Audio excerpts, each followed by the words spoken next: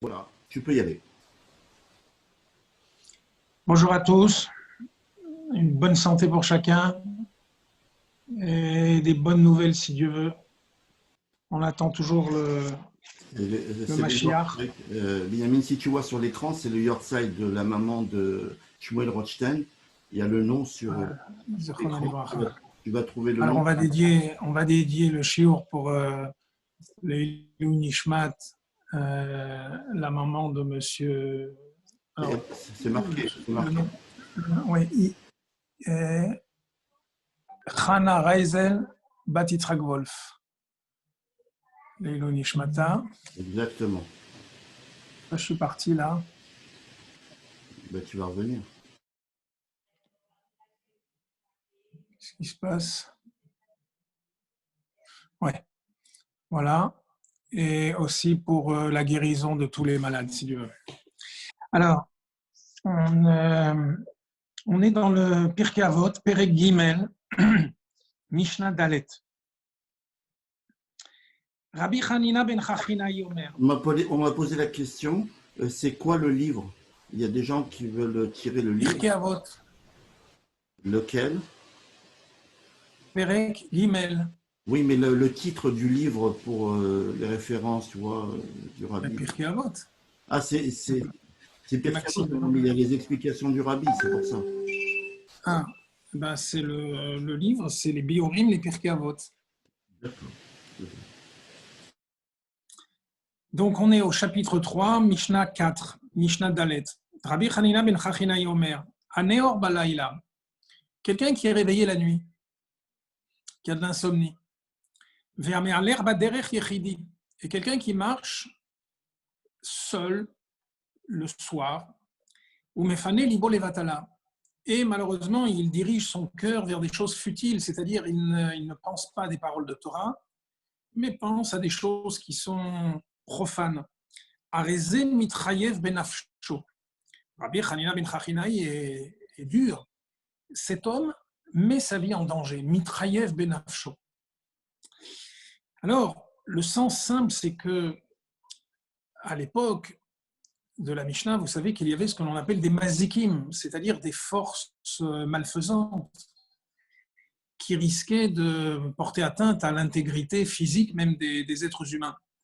Alors, à Neor Balaïla, celui qui est réveillé dans la nuit s'expose encore davantage à ces mazikim, à ces forces du mal. C'est la raison pour laquelle il doit penser à la Torah, parce que la Torah est protectrice. Et puis quelqu'un qui marche dans la rue. Quelqu'un qui marche dans la rue pendant la nuit est normalement quelqu'un qui est patour de l'étude de la Torah. Pourquoi? Parce que il doit se concentrer sur la route, sur le chemin qu'il est en train d'emprunter pour ne pas, chas v'shalom, trébucher. Un homme pareil, les filles Shurat Adin, c'est-à-dire selon la stricte ligne du din, n'est pas obligé d'étudier la Torah. Mais souvenez-vous, Pirkei Avot, c'est un livre qui est destiné à nous rendre des chassidim, pas des tzadikim, des chassidim. C'est-à-dire des gens qui vont se comporter l'ifnim meshuratadin, c'est-à-dire au-delà de la stricte ligne du din. Eh bien, un homme pareil, même s'il n'a pas l'obligation d'étudier la Torah, doit cependant quand même penser, réfléchir et étudier la Torah. Alors, le rabbi nous dit que cette Mishnah est une Mishnah importante parce qu'elle nous montre l'amour, l'attachement que chacun d'entre nous doit avoir pour l'étude de la Torah.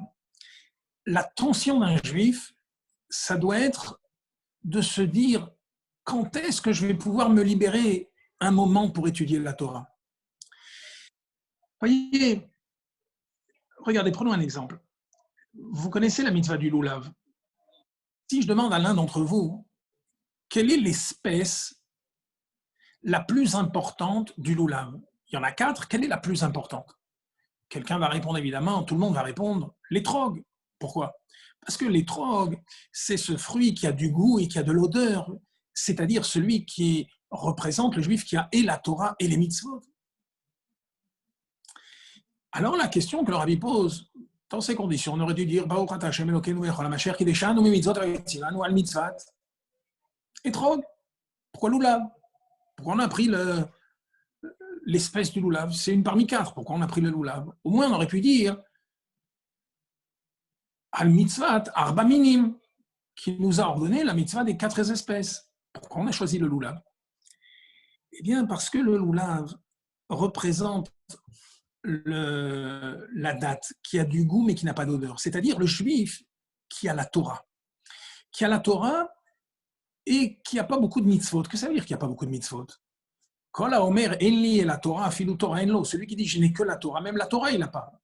Non, on parle d'un juif qui étudie la Torah et bien entendu qui accomplit les mitzvot. Mais c'est un juif qui est tellement dans l'étude qu'il n'a pas le temps de gagner beaucoup d'argent, donc de faire beaucoup de tzedaka, peut-être d'être disponible aux autres autant que d'autres juifs qui ne sont pas autant versés dans l'étude. Alors ce juif-là, quelle est son obsession en quelque sorte? C'est l'étude de la Torah. Alors vient la Torah nous dire, c'est vrai qu'il y a quatre espèces, c'est vrai que l'étrog est un fruit extraordinaire qui représente un personnage parfait, qui a toutes les qualités. Mais l'attention d'un juif, ça doit être quoi? Ça doit être l'étude de la Torah. Et c'est d'ailleurs la raison pour laquelle, physiquement, le loulav est l'espèce la plus grande, la plus haute. Parce que la valeur la plus importante, c'est l'étude de la Torah. D'ailleurs, même dans l'alphabet, quelle est la lettre la plus grande, la plus haute? C'est le lamed, parce qu'elle symbolise le limoud, l'étude de la Torah. Ainsi donc, Rabbi Hanina ben Chachinaï vient ici nous montrer quelle doit être l'attention d'un juif. Tout le temps vouloir étudier la Torah, même dans des conditions difficiles, même lorsque on préconiserait plutôt qu'il n'étudie pas à cet instant-là, puisqu'il marche seul dans la rue et doit faire attention à sa route. Alors, l'auteur n'est pas n'importe qui. Rabbi Hanina ben Chachinaï, c'était un homme sur lequel on pouvait dire Torato Umanuto, la Torah était son métier. C'était l'ami intime de Rabbi Shimon Bar Yochai. D'ailleurs, la Gemara nous raconte qu'un jour, ces deux camarades, Rabbi Hanina et Rabbi Shimon Bar Yochai, qui étaient inséparables, un jour, voilà que Rabbi Shimon Bar Yochai a dû se marier. Alors, évidemment, Rabbi Hanina a assisté au mariage, mais il lui a dit maintenant, je ne pourrais pas rester pour les Sheva Brachot, je vais aller chez Rabbi Akiva étudier. Rabbi Shimon lui a dit, reste les Sheva Brachot. Il lui a dit non, je ne peux pas. De sorte qu'on voit d'ici à quel point Rabbi Hanina était un homme qui était complètement concentré sur l'étude de la Torah. La vérité est que la Gemara nous dit que Rabbi Shimon Bar Yochai, tout de suite après ces Sheva Brachot, est allé chez Rabbi Akiva étudier. Et donc, ce qu'il demandait à son ami, c'était simplement de l'attendre un petit peu. Mais même ça, Rabbi Hanina n'a pas accepté. Alors, voilà un enseignement qui est de nature à nous montrer l'importance de l'étude, mais nous allons encore approfondir cette idée dans les Mishnayot qui vont suivre. Rabbi Nechunia ben Akana Omer, Kol hamkabel alav ol Torah, ma'avir mimenu ol malchut ve'ol derech eretz. Celui qui accepte le joug de la Torah, on lui retire le joug de la royauté et, on va dire, de la vie professionnelle, ol derech eretz, c'est-à-dire toutes les contingences de la vie matérielle que nous devons supporter. Quelqu'un qui prend sur lui le joug de la Torah, on lui enlève le joug de l'autorité, des obligations, on va dire, que le gouvernement nous impose. Ol malchut. Et Akadosh Baruch Hu le libère également du Ol derech eretz, c'est-à-dire des vicissitudes quotidiennes de la vie. Celui qui se débarrasse du joug de la Torah, notnim alav ol malchut ve'ol derech eretz. Alors, au contraire, on met sur lui le joug de la royauté et celui de la vie de tous les jours. Alors, le Rabbi pose une question ici et dit, rappelons-nous que nous sommes dans Pirkei Avot, on s'adresse à des chassidim, à des gens pieux. Qu'est-ce que ça veut dire, Kol hamkabel alav ol Torah, celui qui accepte le joug de la Torah? Quelqu'un qui est un chassid, bien sûr qu'il accepte le joug de la Torah. Alors le rabbi explique qu'ici, il ne s'agit pas du joug, c'est-à-dire de l'acceptation de la Torah et des mitzvot. Bien sûr que celui qui étudie Pirkei Avot l'a déjà fait. De quoi s'agit-il? Il s'agit de quelqu'un qui étudie la Torah, mais à qui on demande d'étudier la Torah, pas simplement parce qu'il en éprouve du plaisir, parce qu'il a du ta'anoug, mais par Kabbalatol. Apprendre la Torah lishma, c'est-à-dire d'apprendre la Torah au-delà de son envie, au-delà de ce qu'il préfère dans la Torah elle-même. Étudier la Torah avec Kabbalatol. Autrement dit, être capable d'aller au-delà de sa nature, sortir de ses limites. Lorsque quelqu'un étudie la Torah, parce qu'il en éprouve une satisfaction importante, intellectuelle, d'une certaine manière, la Torah qu'il étudie est étudiée par intérêt. Il a intérêt, c'est un intérêt, c'est vrai que c'est un intérêt spirituel, mais c'est un intérêt. Un juif doit étudier la Torah avec Kabbalatol, c'est-à-dire uniquement parce que c'est la volonté de Dieu. Uniquement parce que par ce moyen, il s'attache à Dieu. Quelqu'un qui étudie la Torah de cette manière sort en quelque sorte de ses limites. Puisqu'il est sorti de ses limites, alors Akadosh Baruch Hu va l'affranchir également des limites de la nature. Les limites de la nature, c'est que Dina de Malchut Dina. Il y a des obligations nationales. Il y a des obligations qui viennent du gouvernement, du royaume dans lequel nous vivons. Eh bien, même ces obligations naturelles, ce juif-là, Kadosh Baruch Hu, l'en dispense. De la même manière, Ol derech eretz. Ol derech eretz, ce sont les difficultés de la vie quotidienne, de la vie professionnelle, des choses de la vie. On est obligé de passer par ces difficultés-là. Personne ne peut s'y soustraire. Et cependant, Amkabel alav ol Torah, celui qui apprend la Torah avec Kabbalatol, c'est-à-dire au-delà de ses limites, au-delà de sa nature, eh bien, Akadosh Baruch Hu lui enlève les difficultés naturelles de la vie.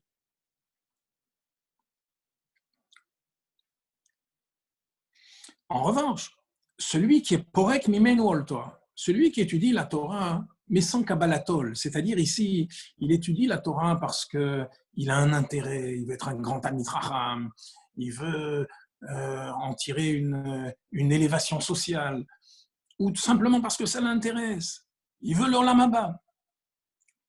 Alors un juif, pareil, puisqu'il est resté dans le cadre de sa nature, alors nécessairement, on se conduit avec lui de manière aussi naturelle. Et par conséquent, il devra subir Ol Malchut ve Ol derech eretz. On rappelle que Rabbi Nechemia ben Akana était un tzaddik particulier. Vous savez que c'est lui qui a écrit le Hana Bechor Gedulat Yemincha qu'on dit tous les jours dans Sfirat HaOmer. C'est lui qui a écrit le Sefer HaBahir, c'est-à-dire un livre de Pnim sur Pnimiut HaTorah. Et donc, c'était un géant, aussi bien dans Torah Tanigle que dans Torah Tanistar. Alors, lui vient ici nous recommander d'apprendre la Torah le plus possible avec Kabbalat Ol.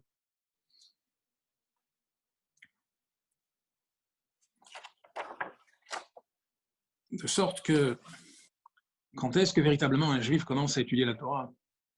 C'est lorsqu'il est fatigué, lorsqu'il n'a plus de force, lorsque déjà ses yeux se ferment sur le livre. À ce moment-là, lorsqu'il dépasse sa nature, lorsqu'il essaye de faire encore un petit effort pour étudier quelques minutes de plus, à cet instant-là, il est en train de dépasser ses limites et d'accepter le joug de la Torah. Tant qu'on trouve du plaisir à l'étude de la Torah, alors c'est bien, mitor shelo lishma balishma, mais on n'a pas encore pris sur soi le joug de la Torah. Ce que vient donc nous enseigner ici Rabbi Nechonia ben Akana, c'est le dépassement de soi. Rabbi Chalafta ben Dosa ish Kfar Hanania Omer, Asara sheyoshvim yoskim baTorah shrina shruya benem. S'il y a 10 juifs qui étudient la Torah, la shrina se trouve parmi eux.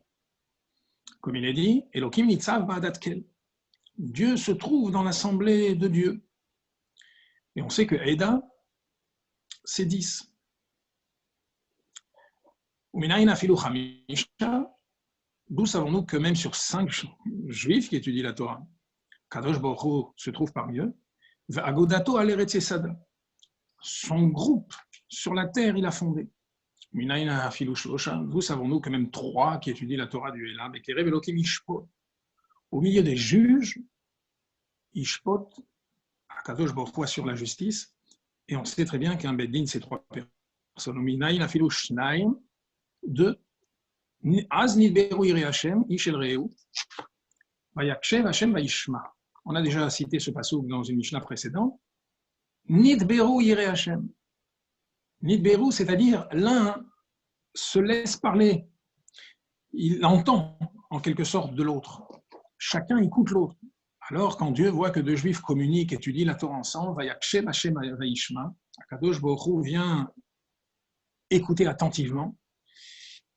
Uminayin afilu echad, sheneemar b'chol hamakom asher askir et shemi yavo elecha uverachticha, là où mon nom sera mentionné, eh bien je viendrai vers toi pour te bénir. Alors,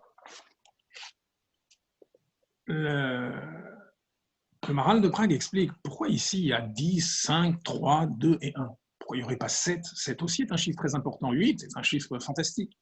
Pourquoi 10, 5, 3, 2, 1? Alors, le Maharal de Prague explique que 10, c'est le chiffre de la shlemut. C'est le chiffre de la perfection. Akadosh Baruch Hu a choisi de créer le monde suivant une ossature constituée de 10 axes, les 10 sphirotes. Nous qui sommes la projection de ce qui se fait dans les mondes spirituels, nous sommes un petit monde, eh bien, nous avons aussi 10 doigts qui correspondent aux 10 sphirotes. En quelque sorte, on va dire notre système numérique est basé sur le chiffre 10, le nombre 10. Nous sommes dans une base décimale, comme on dit. Alors, le chiffre 10, donc, est celui de la perfection. Akadosh Baruch Hu, lorsqu'il voit qu'il y a 10 juifs, le Rabbi explique chaque mot. Asara, il y a 10 juifs, même s'ils ne font rien, même s'ils ne sont pas en train de parler de Torah, simplement parce qu'ils sont là. Akol be Asara, Shrinta Sharila. C'est pas marqué qu'ils étudient la Torah, c'est marqué qu'ils sont 10. Mais ces 10-là, Yoshvin, ils auraient pu être debout, ils auraient pu être séparés, chacun pensant à quelque chose d'autre. Pas du tout, ils convergent. Yoshvin, ils sont assis. Maintenant, ils auraient pu être assis et puis chacun avec un livre dans son coin. Ve'oskin, tous ensemble, ils sont en train de s'occuper de la même chose. Ils auraient pu s'occuper de problèmes communautaires. Non, Batorah, ils sont en train d'étudier la Torah. Alors ici, il y a un niveau de Shrina fantastique qui se révèle. Shrina Shruya Benehem. Vient la Shrina, la présence divine, résider parmi eux. On voit ici l'importance d'étudier Betsibour, d'étudier la Torah avec un minyan. On a ici un dévoilement fantastique. Après, le Maharal de Prague dit, il commence désormais par le chiffre 1, pour expliquer 5, 3, 2, 1. Le chiffre 1, c'est le chiffre de l'unicité. C'est un nombre qui ne représente pas l'unité, mais l'unicité. Le chiffre qui symbolise l'unité, c'est le chiffre 3. Pourquoi? Parce que lorsqu'il n'y a qu'un seul niveau, un seul aspect, une seule personne, il n'y a pas de contradiction. Donc, du fait qu'il ne puisse pas y avoir de division, eh bien, cela ne laisse pas non plus place à l'unité. C'est le chiffre de l'unicité. Akadosh Baruch Hu n'aime pas trop l'unicité. Ce qu'il aime, c'est l'unité. C'est la raison pour laquelle on ne dit pas Shema Israël Hashem Elokeinu Hashem Yachid, mais on dit Hashem Echad. Echad, ça symbolise déjà la multiplicité, parce que le Echad, c'est le nombre qui précède Shnaim. Pour donner un exemple, pour illustrer cela, imaginez par exemple que nous tous ensemble ici réunis, nous ayons exactement les mêmes origines, la même façon de penser, la même façon de ressentir les choses. Quel chidouche, quelle nouveauté il y aurait à ce que nous soyons tous réunis maintenant pour étudier la Torah ensemble. On aurait été tous formatés de la même manière. Or, justement, il se trouve que chacun d'entre nous a ses origines, chacun d'entre nous a sa manière de penser. Chacun ressent les choses de manière différente. Et cependant, nous avons tous choisi de nous réunir ensemble dans un même but, de converger vers l'étude de la Torah. Alors, cette unité comporte véritablement un chidouche. Donc, le Maharal de Prague dit le chiffre 1, c'est le chiffre de l'unicité. Il est pas si intéressant que cela. À partir de 2, 2 est un chiffre intéressant. D'abord parce qu'il y a déjà ici une duplicité, il y a ici une concurrence, il peut y avoir une opposition. Le chiffre 2 est un chiffre intéressant, d'autant qu'il est le représentant et le premier d'une infinité de nombres qui sont tous les nombres pairs. Donc 2, c'est le représentant de tous les nombres pairs. Pourquoi 3 ? Parce que 3 est justement le représentant de tous les nombres impairs. Vous allez dire, il y a 1. Mais 1, on a dit tout à l'heure que c'est un cas particulier, c'est le chiffre de l'unicité.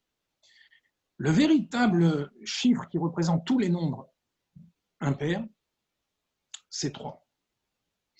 Maintenant, lorsque on prend en même temps les chiffres pairs et en même temps les chiffres impairs, alors on obtient 5.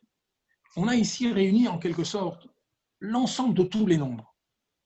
C'est la raison pour laquelle le passouk qui est évoqué au sujet du nombre du chiffre 5, c'est Agudato, Aguda. Aguda, ça veut dire on a rassemblé. À partir de là, si on a 2, si on a 3, si on a les deux ensemble 5 et si on a 10, alors on a finalement tous les autres nombres. Le chiffre 7, le chiffre 8 sont déjà inclus dans le registre, en quelque sorte, des nombres pairs ou impairs. Alors, le chiffre 1, c'est le chiffre de l'unicité, comme on l'a dit. Il faut amener un passouk, même des fois plusieurs psukim, pour prouver que lorsqu'un juif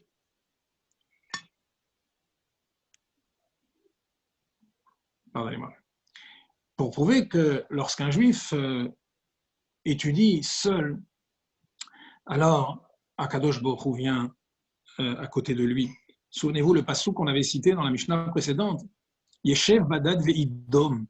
On a amené un passouk des lamentations de Echa. Tellement c'est triste lorsqu'un juif étudie tout seul.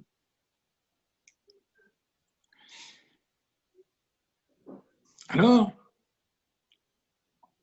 on voit ici l'importance, encore une fois, d'étudier la Torah ensemble, avec d'autres juifs, pour confronter sa compréhension de la Torah.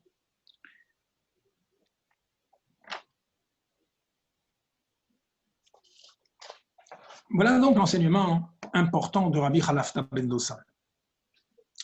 Vient ensuite, maintenant, l'enseignement de Rabbi Elazar Ishpartota. Tenlo mishelo, sheata veshelach shelo. Donne-lui ce qui lui appartient. Excusez-moi, j'ai des appels au milieu et donc ça trouble un petit peu. Bon.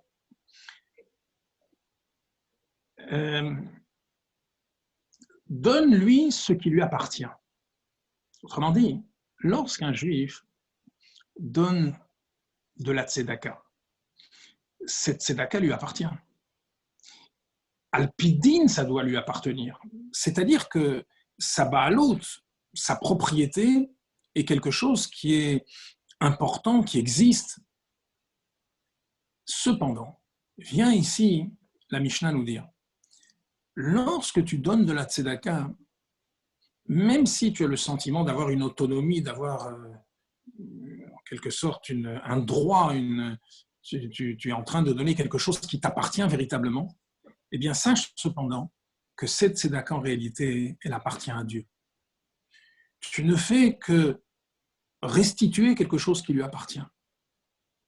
Tenlo, Michelo, ce que toi tu lui donnes et au sujet duquel tu as l'impression que ça t'appartient. En réalité, ça t'appartient. Ça vient d'Akadosh Baruch Hu. Ici, il y a une midat chassidoute fantastique. Al-pi din, d'après la halacha, les filles meshurat adin, d'après la stricte ligne de din, l'argent que l'on donne doit appartenir au propriétaire.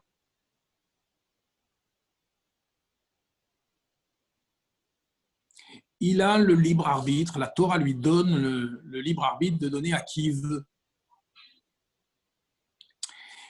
Eh bien, cependant, la midat chassidoute de Pirkei Avot vient nous apprendre que cependant, on doit tout attribuer à Dieu. Et on prend l'exemple de David. Pourquoi? Parce que David, c'est Melech Israël, il représente la royauté d'Israël. La royauté d'Israël, c'est quelque chose qui a une metsiout, un roi doit s'imposer, un roi, il doit avoir en quelque sorte une metsiout forte. Melech shemachal al kvodo, en kvodo machul. Un roi qui pardonne sur son honneur, la personne n'est pas pardonnée. Un roi n'a pas le droit de pardonner sur une offense qui est faite à son honneur. Il a une metsiout forte, la Torah lui donne une metsiout forte. Et que dit David? Lorsqu'il a ramassé tout l'argent nécessaire pour la construction du Beth Amikdash, il a dit « Kinimcha akol » de toi vient tout. « Ou miyadcha natanulach » et c'est de ta main que nous t'avons donné. Nous n'avons fait que rendre ce qui provenait de ta main. Voilà une Mishnah importante qui nous montre la manière avec laquelle on doit considérer les choses qui nous appartiennent. Et le bitoul, en quelque sorte, que l'on doit avoir au regard de ces choses qui semblent nous appartenir véritablement. Rabbi Yaakov Omer, Ame'al Erbaderer Veshone, quelqu'un qui marche dans la route, Veshone, et qui est en train d'étudier la Torah. Umafsik mi Mishnato. Et soudain, il s'arrête d'étudier parce qu'il se trouve devant un panorama fantastique. Il voit une nature d'une beauté fantastique. Il est en train de voir la grandeur de la création. Magadlo Maaser Hashem, Marabo Maaser Hashem. Et alors, il s'extase devant la grandeur de Dieu. Et il dit, Baruch Shekacha Beolamo. Loué soit celui qui a créé de telles merveilles dans le monde. Alors, voilà un juif qui marche dans le chemin, il interrompt son étude, Veomer Manae Ilanze. Comment est beau cet arbre? Manae Nirze. Combien ce sillon, lorsqu'il observe un champ, est beau. Maale ala makatu, keilu mitrayev benafshu. Eh bien, la Torah le considère comme si cet homme-là s'était mis en danger. Une Mishnah impressionnante. Eh bien, Rabbi Yaakov ici vient nous enseigner quelle est la nature du Limud Torah? Qu'est-ce que ça veut dire étudier la Torah?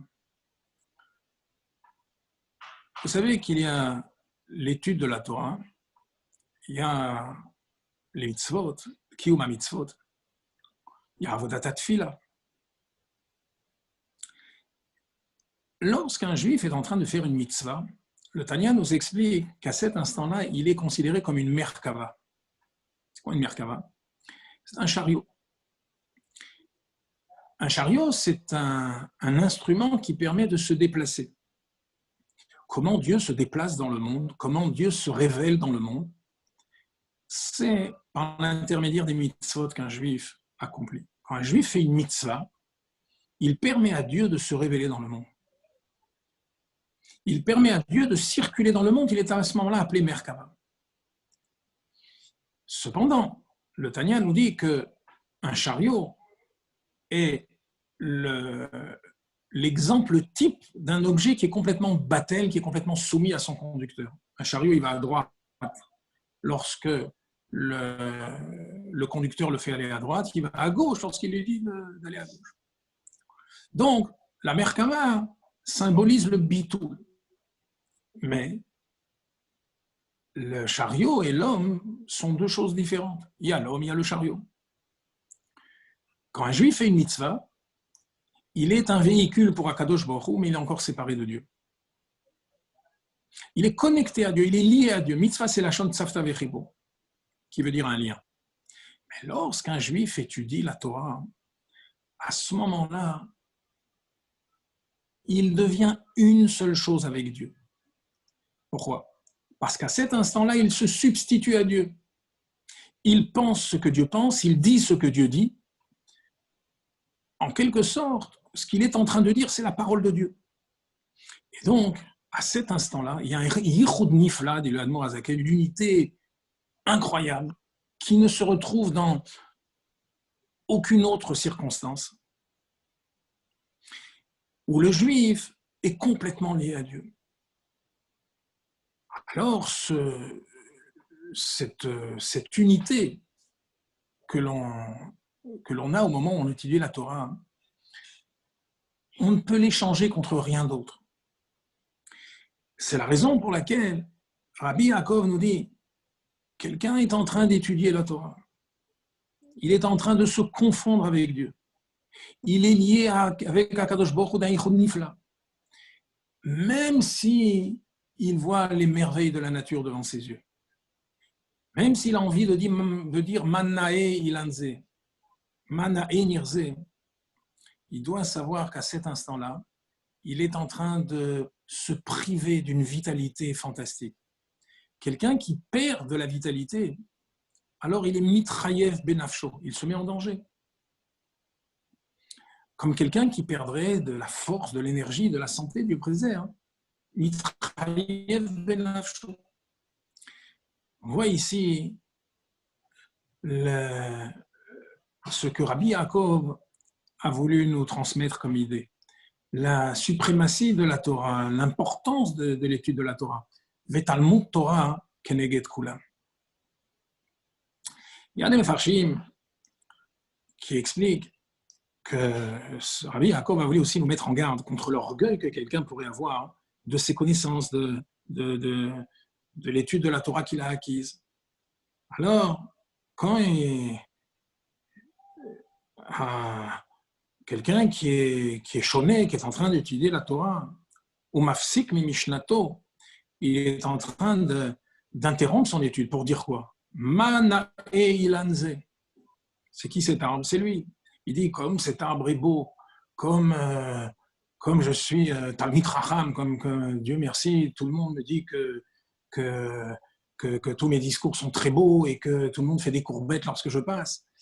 Alors, celui, Chazé Shalom, qui retire de la fierté en disant Manae Lanze, Areze Mitrayev Benafsho.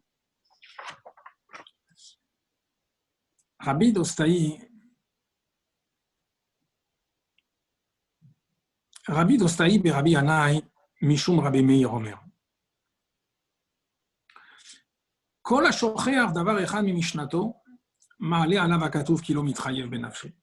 Tout celui qui oublie quelque chose qu'il a étudié, lui aussi se met en danger. Comme il est dit, parmi les shesh zechirot, parmi les 6 choses dont on doit se souvenir chaque jour, il y a l'interdiction d'oublier et l'obligation de se souvenir de tout ce que nous avons étudié. Yachol afilut takfalaf mishnato, est-ce vrai également pour quelqu'un qui a du mal à étudier, quelqu'un qui n'a pas malheureusement de moyens intellectuels très importants? Alors, Talmud Lomar ou Fenyasur milvavcha kol yemechayecha. Eino mitrayel benafsho ad she'eshev esirem milibo. Alors, on nous dit non. Quelqu'un qui a vraiment de vraies difficultés intellectuelles, celui-là ne transgresse pas l'interdiction dont on vient de parler. Seul celui qui a mis presque de la volonté à oublier. Comment? En ne mettant pas assez de force dans la manière avec laquelle il a étudié. À ce moment-là, celui-là, effectivement, se met en danger lorsqu'il oublie. On voit ici pas seulement l'importance de l'étude, mais également l'importance de la manière avec laquelle on doit étudier. Il vous est certainement arrivé dans votre vie de dire « Ah, cet événement-là, je m'en souviendrai toute ma vie. Jamais je pourrais oublier une chose pareille. » Qu'est-ce qui s'est passé? Pourquoi cet événement particulier, vous l'oublierez jamais alors que vous allez oublier 10 000 autres événements? Eh bien, c'est parce que cet événement vous a marqué. Cet événement vous a touché. Un événement pareil, que l'on a fait rentrer profondément dans son cœur, eh bien, on ne l'oubliera jamais. Eh bien, c'est un peu ce qu'est en train de nous dire ici Rabbi Dostai et Rabbi Yanai. Lorsqu'on étudie la Torah, on est en train d'étudier Chochmato Retzono Shel HaKadosh Baruch Hu. On est en train de manipuler des diamants. Ces diamants-là, si on avait su les apprécier à leur juste valeur, alors on aurait eu le sentiment de vivre un événement unique, un diamant. Et dans ces conditions, on n'aurait jamais pu oublier ce moment d'étude, ce moment où on s'est confondu avec Akadosh Baruch Hu. Celui qui oublie, en quelque sorte, c'est quelqu'un qui ne s'est pas complètement investi au moment de l'étude. Et donc, voilà ce que nous enseigne Rabbi Dostai au nom de Rabbi Meir. Quelqu'un qui oublie la Torah, à nouveau, est quelqu'un qui se prive soudain d'une vitalité. La Torah, c'est Kihem Chayenu ve'orech yamenu, c'est notre vie, c'est la longueur de nos jours. La Torah nous apporte un supplément de chayut. Si nous l'oublions, automatiquement, notre énergie, notre santé spirituelle diminue et donc on est mitrayev benafsho.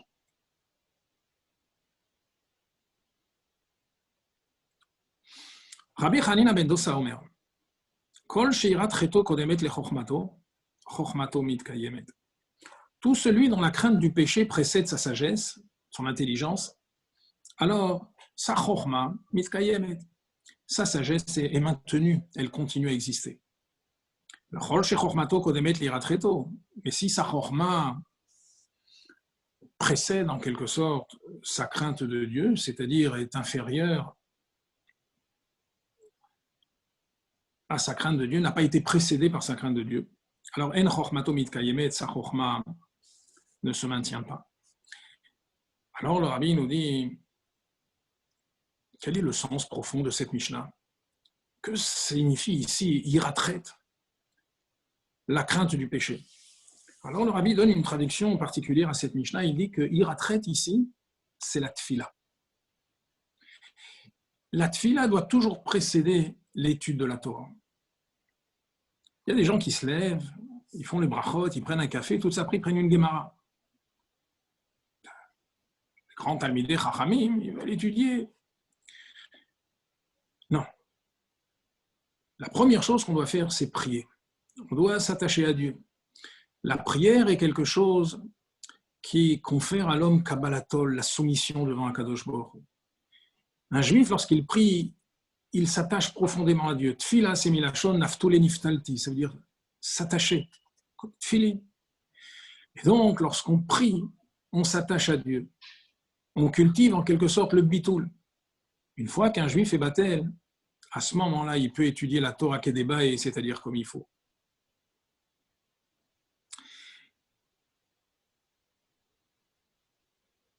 Alors vous allez me dire, chez les chassidim aussi, on étudie avant la prière.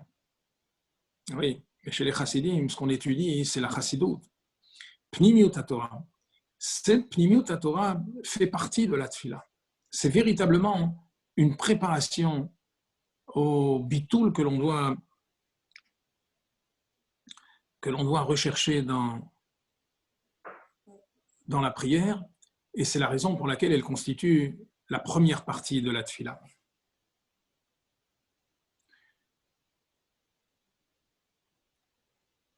Il y avait un tzaddik qui s'appelait Abba Binyamin et qui disait Yehi Ratson Sheteh Tfilati Smuch Alemitati.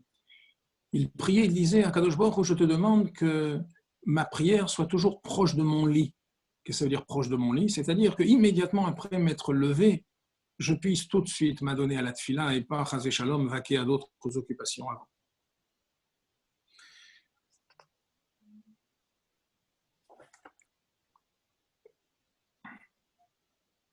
On va passer maintenant à une Mishnah. C'est la Mishnah Yud Aleph 11. Rabbi Elazar Amoudai. Rabbi Elazar, qui venait de la ville de Modi'in. La ville de Modi'in était assez éloignée de Yerushalayim. Et alors, Rabbi Elazar Amoudai, Omer, Amchalel et Akodashim, celui qui profane les choses saintes. Vous savez, les Kodashim, ce sont des choses que l'homme consacre. Par exemple, lorsqu'il a consacré une somme pour la tzedaka, ou bien à l'époque du Beth Amikdash, lorsque quelqu'un réservait un bœuf pour un korban, par exemple, ou bien tout simplement un objet qu'il voulait offrir au Hekdesh, c'est-à-dire au Beth Amikdash. Quelqu'un pouvait choisir l'objet qu'il voulait. Après, le Gizbar, c'est-à-dire le trésorier du Beth Amikdash, examinait l'objet qu'on lui donnait. S'il était utile au Beth Amikdash, alors il le conservait tel quel. Sinon, il le vendait. Et l'argent obtenu par cette vente était mis dans un tronc, dans une caisse qui s'appelait Bedeka Bait. Avec cet argent-là, on assurait l'entretien du Beth Amikdash. Kodashim, ce sont des choses que l'homme sanctifie. Vermvazé est un moadot, celui qui néglige les fêtes. Mais moadot ici, c'est pas seulement les Yamim Tovim, c'est aussi le Chol HaMoed. Moadot ici, c'est Chol HaMoed. On ne met pas les habits de Shabbat uniquement pendant Yom Tov. On doit mettre aussi les habits de Shabbat, même pendant Chol HaMoed. Chol HaMoed est un moment important. Amevazé est un moadot, celui qui néglige un petit peu les fêtes. Celui qui blanchit le visage de son ami en public, autrement dit, celui qui lui fait honte en public. Vermefer brito chez l'Avram Avinu, celui qui renie l'alliance d'Avram Avinu, c'est-à-dire qui essaye de faire disparaître le signe de la Brit Mila, par exemple. Vermgale panim batora shelo ka'alacha, celui qui révèle des facettes de la Torah qui ne sont pas conformes à la tradition, à la halacha. Eh bien, afalpi sheyesh be'ado Torah ou masim tovim, même si c'est un homme qui a fait beaucoup de bonnes choses, qui a beaucoup étudié la Torah, même si c'est un érudit, eh bien, il n'a pas de part dans le monde futur. Alors le rabbi demande, mais quel est le lien entre toutes ces choses qui ont l'air bien différentes? Pourquoi les a-t-on réunies dans une même Mishnah? Il y a ici quelqu'un qui profane les choses sanctifiées, celui qui néglige Chol HaMoed, celui qui fait honte à son ami en public, celui qui veut se débarrasser de la Brit Mila ou qui soudain veut inventer de nouvelles lois dans la Torah qui ne sont pas conformes à la halacha. Eh bien, le Rabbi nous explique que ces 5 choses sont une négation de choses qui ont été établies avec beaucoup d'efforts par l'être humain. Voilà que des hommes se sont fatigués à mettre en place des principes, un mode de vie. Et voilà des gens soudain qui viennent et qui veulent bafouer cet effort qui a été fait par des générations avec beaucoup de patience. Alors il y a des gens comme ça qui pensent que voilà, le monde c'est comme un jeu de cubes, on casse tout et on recommence. Alors vient ici Rabbi Elazar Amodai nous dire attention, quelque chose qui a été institué par l'effort de l'homme et qui se trouve à ce point négligé comme ça, bafoué, ça c'est quelque chose qui est tellement grave qu'un homme pareil en lo chelek l'olam haba. Alors le Rabbi détaille. Qu'est-ce que ça veut dire Amechalel et Kodashim? Les Kodashim, ce ne sont pas les choses qui ont été sanctifiées par Dieu, ce sont les choses qui ont été sanctifiées par l'homme.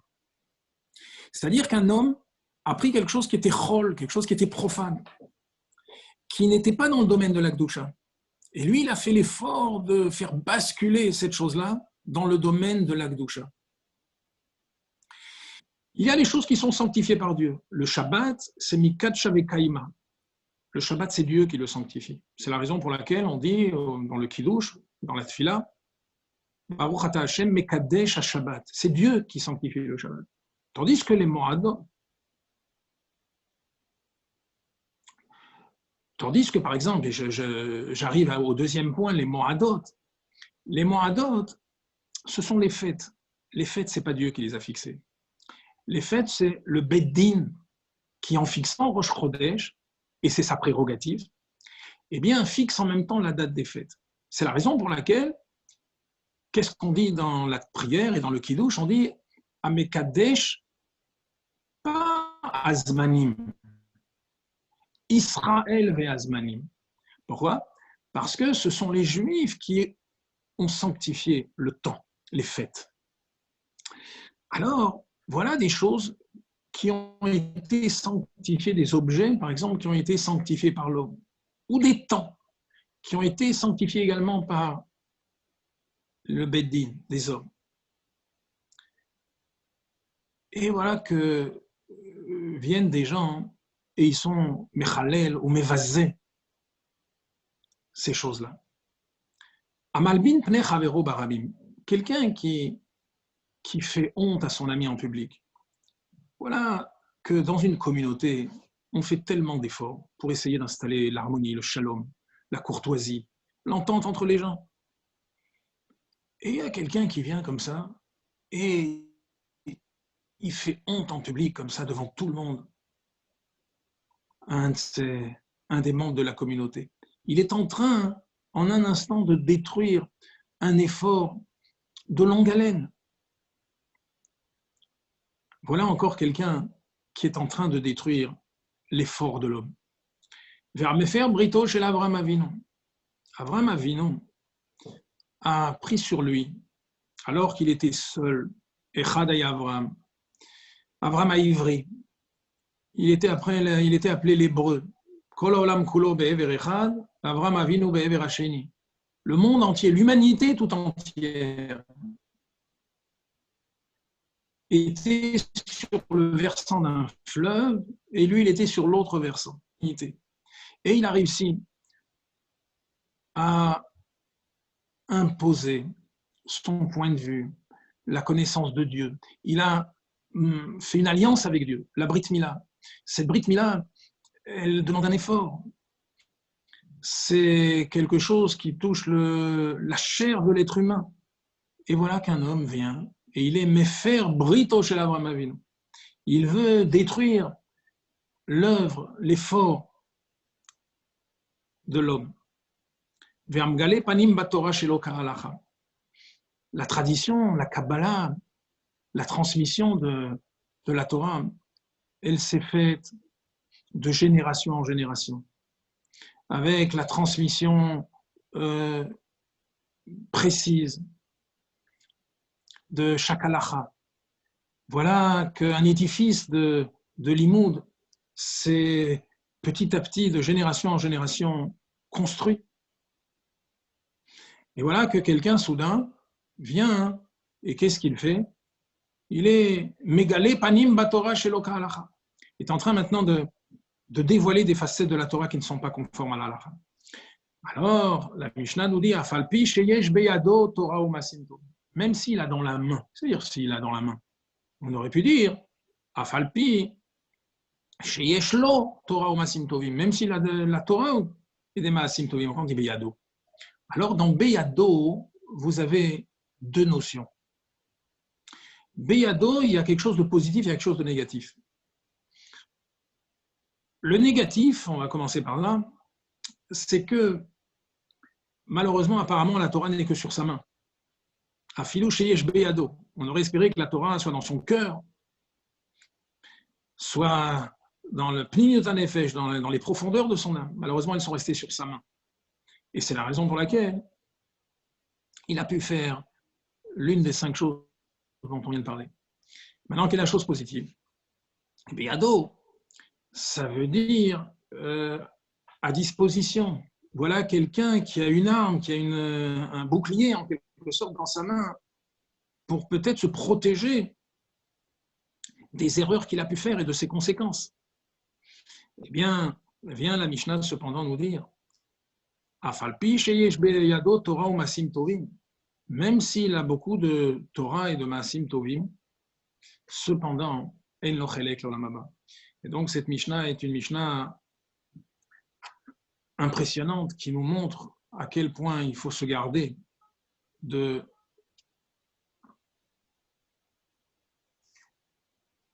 détruire les choses qui ont péniblement été initiées par l'homme.